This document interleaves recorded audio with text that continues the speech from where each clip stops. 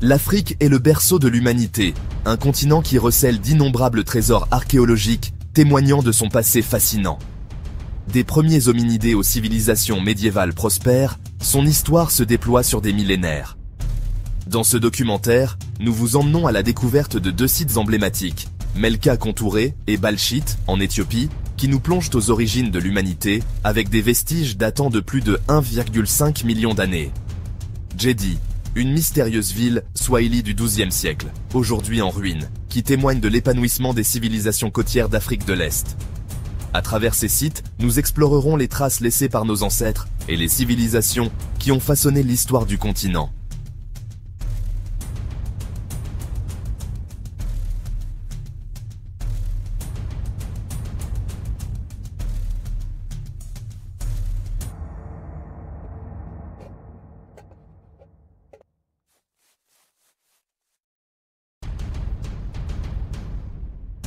L'Éthiopie, terre de merveilles antiques, recèle au cœur de son territoire les clés de notre passé collectif. Parmi ces nombreux trésors se trouvent Melka Kunture et Balchit, deux sites archéologiques nichés au sein de la vallée du Grand Rift. Ces sites, gravés dans la trame même du temps, nous offrent un aperçu profond des origines de l'humanité. Ici, au milieu des hauts plateaux éthiopiens accidentés, l'histoire de nos origines se déroule, murmurée par les pierres et les ossements de nos ancêtres. Melka Kunture et Balchit ne sont pas de simples collections d'objets, ce sont des archives vibrantes relatant des millions d'années d'évolution humaine. Ils témoignent de la résilience de nos ancêtres, de leur adaptabilité et de leur remarquable capacité d'innovation. Sur ces terres sacrées, nous assistons à l'émergence de la fabrication d'outils, à la maîtrise du feu et à la danse complexe entre l'humanité et son environnement. Les secrets de Melka Kunture et de Balchit sont restés cachés pendant des millénaires, attendant patiemment d'être révélés. L'histoire de leur découverte est une tapisserie tissée de fils de curiosité scientifique, de collaboration internationale et du dévouement indéfectible d'innombrables chercheurs. Dans les années 60, les murmures de ces sites antiques ont atteint pour la première fois les oreilles de la communauté scientifique.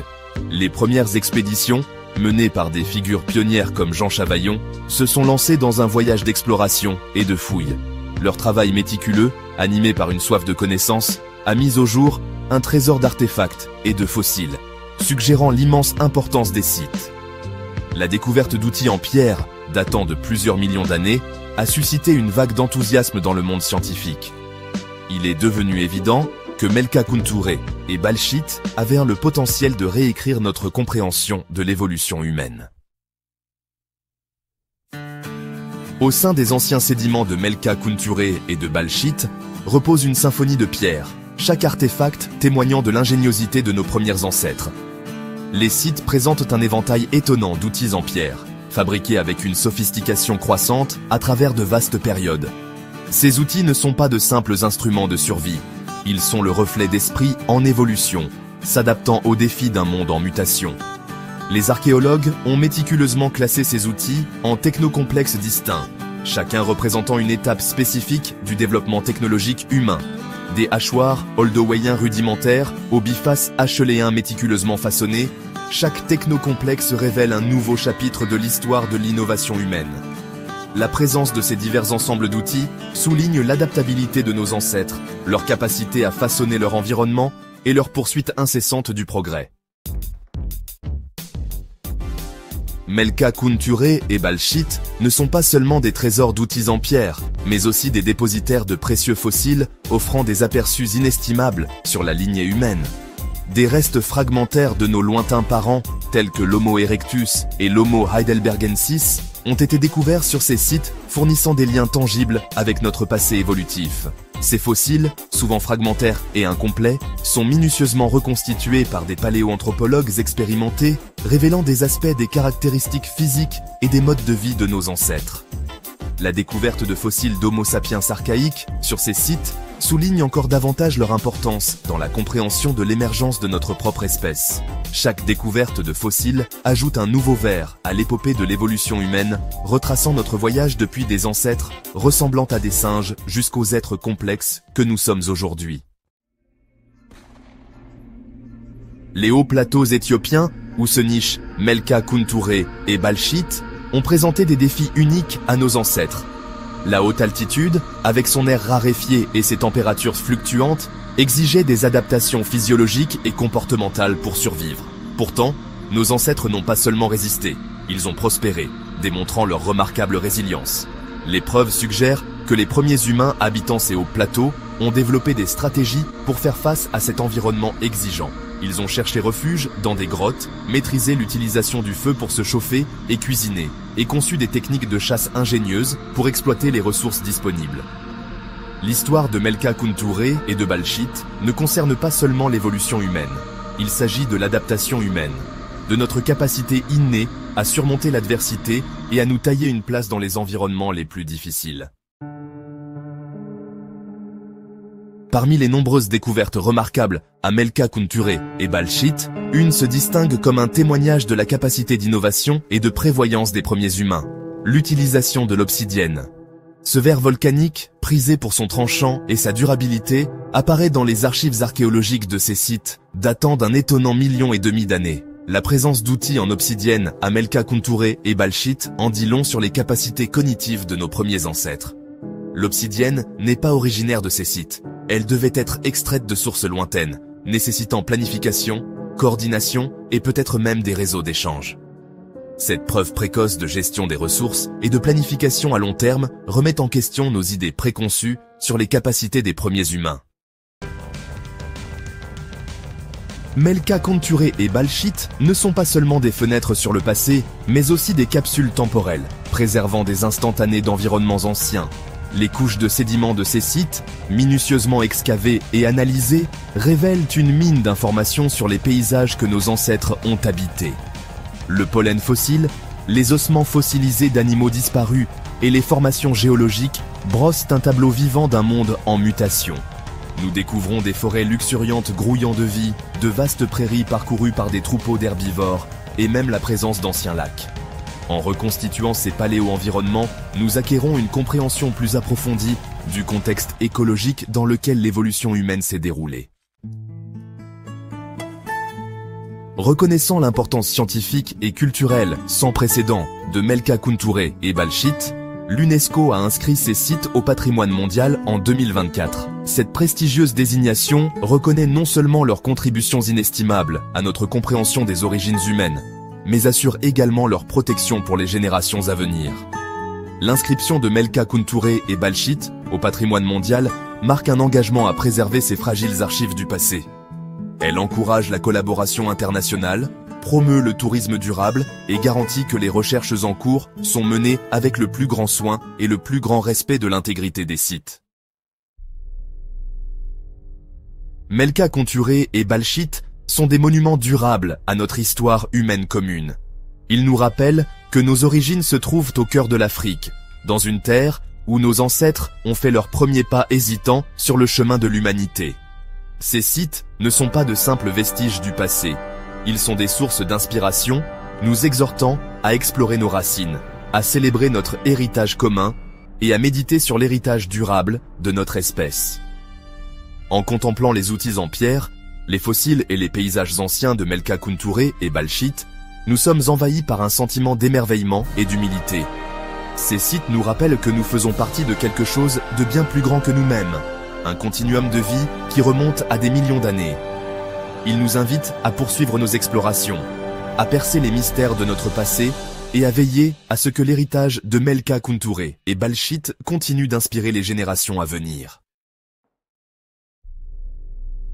Après avoir remonté le temps jusqu'aux origines de l'humanité en Éthiopie, tournons notre regard vers la côte est de l'Afrique. Loin des vestiges préhistoriques, un autre site fascinant nous attend. Gédi, une ville médiévale florissante aujourd'hui réduite à des ruines. Autrefois un centre vibrant du commerce swahili, Gédi est un témoignage silencieux du riche passé maritime et commercial de la région. Vue du ciel, Gédi se dévoile comme une tapisserie à couper le souffle, tissée par le temps et la nature. Les ruines, vestiges d'une cité swahili, autrefois florissante, émergent de l'étreinte émeraude de la forêt côtière kenyane. Comme des murmures du passé, ces murs en ruine et ces rues oubliées nous invitent à percer leurs secrets.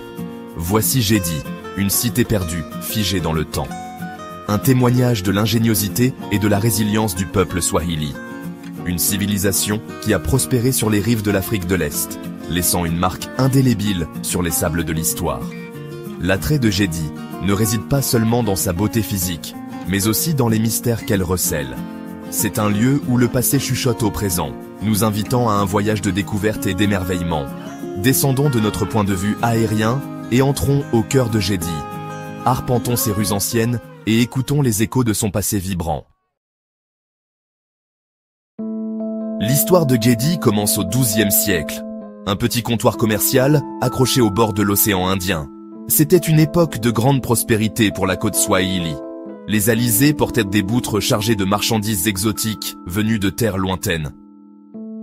L'emplacement de Gedi était stratégique, positionné le long des routes commerciales maritimes qui reliaient l'Afrique, à l'Arabie, à l'Inde et à la Chine.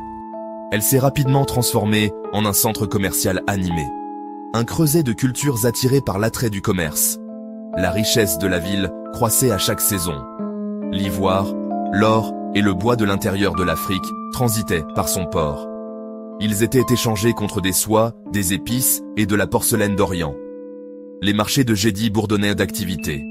Des marchands du monde entier troquaient des trésors. Cet âge d'or a duré des siècles. L'influence de Gedi s'étendait au loin. Elle est devenue un phare de la culture swahili, un témoignage de la puissance du commerce et des échanges culturels. Le rôle de Gedi, en tant que puissance commerciale, est évident dans les artefacts découverts au sein de ses ruines. Les fouilles ont révélé un véritable trésor d'objets. Chacun d'eux est une pièce du puzzle des connexions mondiales de Gedi. La porcelaine chinoise, prisée pour sa beauté et son savoir-faire, s'y trouve en abondance. De délicats bols en céladon et des assiettes bleues et blanches finement peintes témoignent d'un commerce florissant avec l'Extrême-Orient. Des pièces de monnaie persane, leur surface polie par le temps, sont une preuve supplémentaire du vaste réseau commercial de Gedi. La présence de perles de verre vénitiennes, scintillantes comme des joyaux, suggère des liens qui s'étendaient jusqu'en Europe. Ces perles, très recherchées pour leur beauté, étaient probablement échangées contre de l'ivoire africain, de l'or, voire des esclaves. Chaque artefact raconte une histoire. Ils peignent une image vivante du caractère cosmopolite de Gedi, une ville où les cultures se sont rencontrées et entremêlées, laissant un héritage de diversité et d'échange.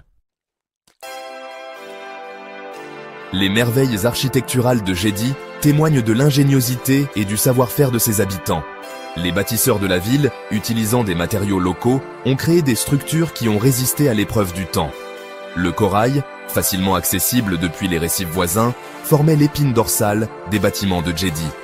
Ce matériau poreux, combiné à du mortier de chaux, créait des structures robustes et étonnamment fraîches. L'utilisation du corail est une caractéristique de l'architecture swahili, un témoignage de l'ingéniosité des communautés côtières. Des mosquées élaborées, leurs minarets s'élevant vers le ciel, ponctuaient l'horizon de Gedi. Ces lieux de culte, souvent ornés de sculptures complexes, servaient de centre de la vie religieuse et sociale. La plus grande d'entre elles, la Grande Mosquée, témoigne encore aujourd'hui de la piété et des prouesses architecturales de Gedi. L'élite de la ville résidait dans des palais opulents. Ces demeures à plusieurs étages, avec leurs cours, leurs fontaines et leurs chambres privées, témoignaient de la richesse et du statut de la classe dirigeante de Gedi. Ces palais, bien qu'en ruine, offrent un aperçu d'un monde de luxe et de raffinement. Au-delà de ces grandes mosquées et de ces palais, Gedi vibrait au rythme de la vie quotidienne. Les habitants de la ville, un mélange diversifié de commerçants, d'artisans, d'ouvriers et d'esclaves, parcouraient ces rues animées. La découverte de nombreux puits et citernes à travers Gedi révèle un système sophistiqué de gestion de l'eau. Cela était essentiel pour maintenir une population importante dans une région où l'eau douce était rare. La présence de bains publics souligne davantage l'importance accordée à l'hygiène et à l'assainissement. Les rues de Gedi, disposées en quadrillage, étaient bordées de boutiques et d'ateliers. Ici, des artisans qualifiés fabriquaient des bijoux, de la poterie et d'autres biens. L'air devait être rempli des sons de marteaux, de ciseaux et de marchandages. La vie à Gedi n'était pas sans défis. Les maladies, les incendies et la menace constante de conflits projetaient des ombres sur la prospérité de la ville. Pourtant, les habitants de Gedi ont persévéré. Leur résilience est gravée dans la structure même des ruines de la ville. Au XVIe siècle, le vent de la fortune a commencé à tourner contre Gedi. L'arrivée des Portugais, désireux de contrôler le commerce lucratif de l'Afrique de l'Est, a perturbé l'ordre établi. Gedi, autrefois symbole de l'indépendance swahili, s'est retrouvée prise entre les feux croisés des luttes de pouvoir mondial. Les Portugais, avec leur technologie navale supérieure, ont imposé de lourdes taxes et cherché à monopoliser les routes commerciales. Cette ingérence a affaibli l'économie de Gedi. La ville, autrefois un phare de prospérité, a commencé à décliner. En plus des malheurs de Gedi, les raids des tribus de l'intérieur des terres et la raréfaction croissante de l'eau douce due aux changements environnementaux ont mis à rude épreuve ses ressources. La ville autrefois animée, privée de sa force vitale, le commerce et l'eau, a commencé à se vider. Au XVIIe siècle, Gedi n'était plus que l'ombre d'elle-même. Ses grands bâtiments étaient abandonnés. Ses rues, autrefois pleines de vie, devinrent silencieuses. La ville, engloutie par la forêt, est tombée dans l'oubli. Pendant des siècles, Gedi est resté en sommeil. Ses ruines, récupérées par la nature, servirent de rappel obsédant d'un passé glorieux. Cependant, au début du XXe siècle, les murmures du passé de Gedi ont commencé à atteindre le monde entier. Des archéologues, attirés par les rumeurs d'une cité perdue, ont commencé à fouiller Gedi dans les années 1920. Leurs découvertes, révélant l'étendue de la gloire passée de Gedi, ont étonné le monde. Gedi n'était pas une simple légende. C'était un lien tangible avec un chapitre vibrant de l'histoire swahili. En reconnaissance de son importance historique et culturelle, Gedi a été déclaré monument national au Kenya en 1927. Depuis lors, les efforts de préservation se sont concentrés sur la protection du site contre une dégradation supplémentaire. Les ruines de Gedi sont maintenant un site du patrimoine mondial de l'UNESCO. Cette désignation reconnaît non seulement la valeur universelle de Gedi, mais assure également sa protection continue pour les générations à venir. L'histoire de Gedi, bien que teintée de la tristesse du déclin, est finalement une histoire de résilience et d'importance culturelle. Les ruines de la ville témoignent puissamment des réalisations du peuple swahili. Gedi incarne l'esprit d'échange culturel qui a caractérisé la côte swahili pendant des siècles. C'était un lieu où les influences africaines, arabes, indiennes et chinoises se sont mélangées, créant une tapisserie culturelle unique et vibrante. Les merveilles architecturales de la ville, ses mosquées et ses palais complexes témoignent du talent et de la créativité des artisans swahili. Ils servent de lien tangible avec un riche héritage artistique. L'histoire de Gedi nous rappelle que même les plus grandes civilisations ne sont pas à l'abri des aléas du changement. Pourtant, elle souligne également le pouvoir durable de la culture. Comment, même en ruine, une ville peut continuer à inspirer et à éduquer. Alors que nous nous tenons au milieu des ruines de Gedi, nous sommes transportés dans le temps. Nous imaginons les marchés animés, le son des prières résonnant des mosquées et les rires des enfants jouant dans les rues. L'histoire de Gedi ne se limite pas aux briques et aux mortiers. Il s'agit des personnes qui ont vécu, aimé et sont mortes à l'intérieur de ces murs. C'est une histoire d'ambition, d'innovation et de résilience. Une histoire qui résonne à travers les continents et à travers les âges. Gedi nous met au défi de réfléchir à notre propre place dans la grande tapisserie du temps. Elle nous rappelle que nous aussi faisons partie d'un continuum. Que nos actions, comme celles des personnes qui ont construit et habité Gedi, laisseront leur marque sur le monde. Et avec l'engagement de préserver notre patrimoine culturel commun pour les générations futures. Melka Contouré, Balchit et Gedi sont trois fenêtres ouvertes sur l'histoire africaine, nous rappelant que le continent a joué un rôle fondamental dans l'évolution de l'humanité et l'essor des civilisations. Du plus profond de la préhistoire aux échanges florissants de la côte swahili, ces sites sont autant de trésors à préserver et à étudier. Redécouvrir ces lieux, c'est non seulement rendre hommage aux générations passées, mais aussi mieux comprendre les racines et la diversité culturelle de l'Afrique. L'histoire continue de se dévoiler, et c'est à nous de la transmettre aux générations futures. Quittons ces sites avec une appréciation renouvelée pour l'interconnexion de l'histoire humaine.